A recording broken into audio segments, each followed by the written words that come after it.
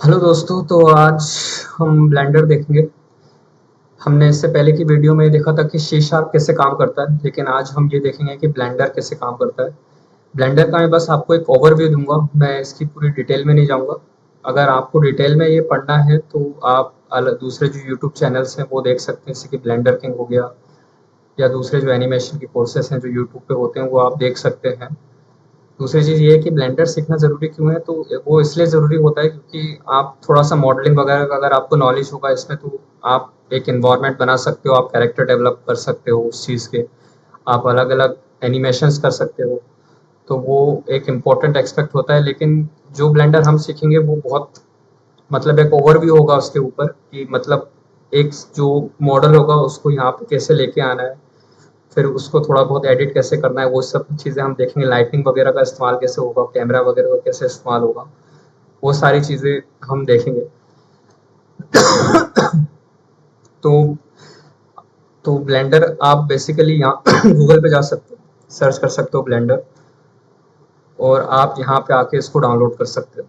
मेरे पास already downloaded है तो मैं डाउनलोड नहीं करूँगा। अभी जो करंट वर्जन चल रहा है वो 4.1 चल रहा है, लेकिन मेरे पास शायद 3.5 है, लेकिन बहुत ज़्यादा चेंजेस नहीं होते हैं, थोड़े बहुत चेंजेस ही होते हैं जो कि इतना मैटर नहीं करेगा। तो आप देख सकते हो जब आप ब्लेंडर खोलोगे तो कुछ इस तरीके की स्क्रीन आ जाएगी, एक क्यूब आ जाएगा, यहाँ पे एक लाइट आ जाएगी और यहाँ पे कैमरा आ जाएगा। सो बेसिकली एक सीन के अंदर क्या होता है कि एक मॉडल होता है इस तरीके का, एक कैमरा होता है और एक लाइट होती है, और यहाँ पे इसके कुछ फीचर्स होते हैं इस तरीके से। आप देख सकते हैं ये फाइल हो गया, एडिट, फिर रेंडरिंग हो गया। रेंडरिंग बेसिकली ये होता है कि उस पूरे मॉडल को आप प्रिपेयर कैसे कर रहे हो, उसके बाद मतलब पूरा प्रिपरेशन होता है उसका, ताकि उस मॉडल को आप एक्सपोर्ट कर सको और फिर यूज़ कर सको। यहाँ विंडोज़ के ऑप्शन हो गए, कुछ हेल्प वगैरह हो गई, ट्यूटोरियल्स, मैनुअल सपोर्ट, ये सब। ये लेआउट है। फिर एक होता है मॉडलिंग का, होता है जहाँ पे आप मॉडल कर सकते हो, मॉडलिंग के फीचर्स आ जाएंगे।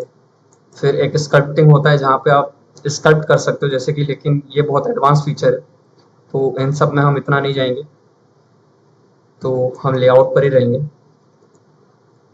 तो बेसिकली जब स्टार्ट करते हैं हम देखते हैं, तो आपको पता होगा, मैथ्स में आपने पढ़ा होगा जो कि 3 एक्सिस होते हैं, मतलब 3 डायमेंशनल एक्सिस होते हैं। एक होता है एक्स एक्सिस, दूसरा होता है वाई एक्सिस, तीसरा होता है जेड एक्सिस। तो अगर आप देखो, मैं इसको डिलीट कर देता हूँ अच्छे से समझाने के लिए। तो अगर आप देखो, तो अगर मैं इसकी लोकेशन मतलब यहाँ से थोड़ा ऊपर कर दूँ इसको, तो जेड एक्सिस चेंज हो गया। अगर मैं यहाँ पे वाई को मूव करूँ तो वाई एक्सिस चेंज हो गया, और अगर मैं इस रेड वाली लाइन को पकड़ूँ और इसको खींचूँ तो मेरा एक्स एक्सिस चेंज हो गया। तो ये 3 डायमेंशन में काम करता है। और अगर मैं इसको यहाँ पे वापस 0 0 कर दूँ तो ये अपनी लोकेशन पे आ जाएगा।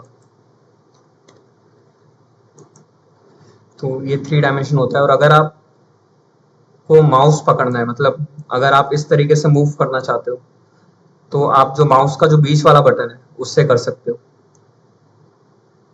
इस तरीके से ये मूवमेंट आप ऐसे कर सकते हो। रोटेशन भी बेसिकली यही होता है कि उसका जो एंगल होता है रोटेशन का, जैसे कि मैं यहाँ इसको 15 डिग्री कर दूँ तो ये घूम जाएगा, थोड़ा 20 डिग्री कर दूँ तो ये इस तरीके से घूमता चला जाएगा।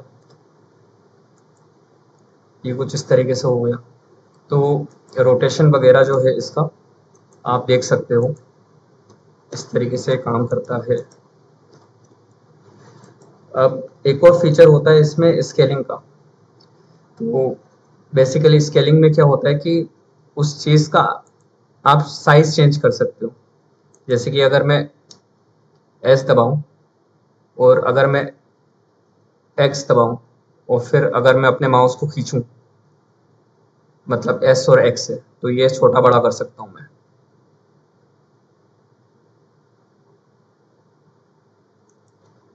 इस तरीके से।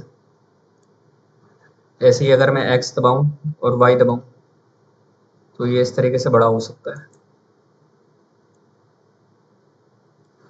तो आप देख सकते हो कि किस तरीके से मैंने इसका शेप और साइज चेंज कर दिया। इनके सारे जो शॉर्टकट कीज हैं वो सारे ब्लेंडर्स की साइट पे दिए हुए हैं, आप चेक कर सकते हो। सारे शॉर्टकट कीज आपको मिल जाएंगे। तो इस तरीके से हम चेंज कर सकते हैं।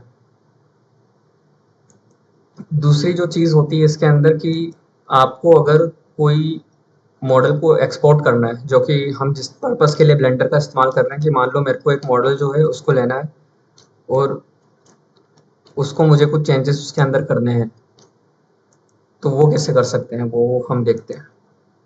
तो एक वेबसाइट है जो हम यूज़ करेंगे इस कोर्स के अंदर, वो है स्केचफैब। स्केचफैब एक ऐसी वेबसाइट है जहाँ पे बहुत सारे मॉडल्स आपको फ्री में मिल जाएंगे। आप खुद के प्रोजेक्ट्स भी बना सकते हो इसका इस्तेमाल करके, खुद के 3D प्रोजेक्ट्स वगैरह। ये एक बहुत बड़ी लाइब्रेरी और बहुत फेमस लाइब्रेरी है 3D मॉडल्स वगैरह की। जो model by the way use होते हैं वर्चुअल रियलिटी और ऑगमेंटेड रियलिटी में, वो होते हैं एक तो .fbx और एक होता है GLTF। GLTF जो होता है थोड़ा लो पॉली होता है, उसके अंदर मतलब जो पॉली काउंट्स होते हैं वो बहुत कम होते हैं, जबकि FBX बहुत डिटेल में होता है। उसके मतलब बहुत अच्छे से आपको दिखाई देगा, कुछ इस तरीके से ग्राफिक्स वगैरह उसके बहुत अच्छे होंगे। जैसे कि मैं ये मॉडल लेता हूँ, ये तो पेड है, मैं एक फ्री मॉडल लेता हूँ।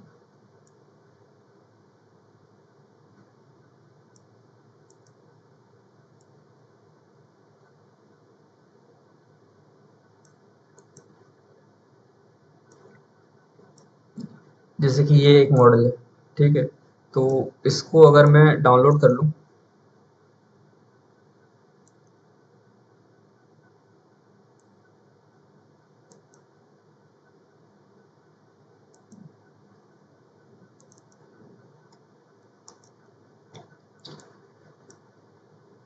ये डाउनलोड हो रहा है।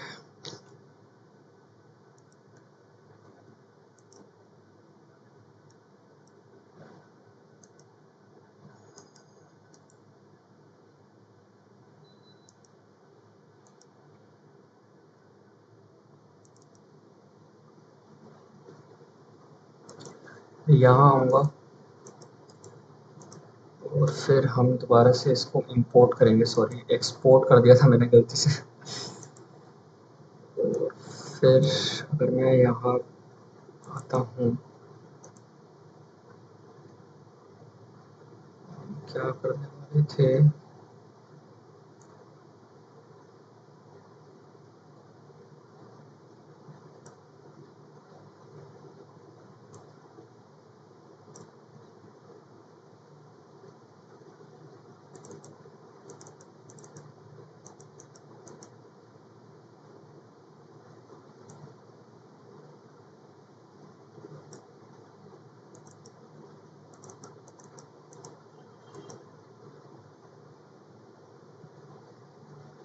आप देख सकते हो यहाँ पे ये आ गया है। अगर आप जी दबाओगे तो आप इसको उठा के कहीं भी रख सकते हो इस तरीके से, और इस तरीके से आप डाउनलोड करके मॉडल को जो है अपने यूज़ कर सकते हो। अब यहाँ पे हम जो भी चेंजेस करना चाहे कर सकते हैं। जैसे कि अगर मैं इसको अगर लिखूँ यहाँ पे 90 डिग्री खड़ा करना है, या 90 डिग्री को इसको इस तरीके से करना है, तो वो मैं कर सकता हूँ। और फिर मैं इसको दोबारा से एक्सपोर्ट करके यूज़ कर सकता हूँ अपने यूनिटी वाले फ़ोल्डर में, जिस पे हम फ्यूचर वीडियोस में बात करेंगे। तो ये बहुत ही सिंपल एक सॉफ्टवेयर है जो 3D मॉडलिंग के लिए इस्तेमाल होता है, जिसका इस्तेमाल हम करेंगे इस कोर्स के अंदर। तो इसलिए मैं एक ओवरव्यू आपको देना चाह रहा था इसका। तो वीडियो देखने के लिए थैंक यू दोस्तों। लाइक, सब्सक्राइब और शेयर कर देना। Thank you.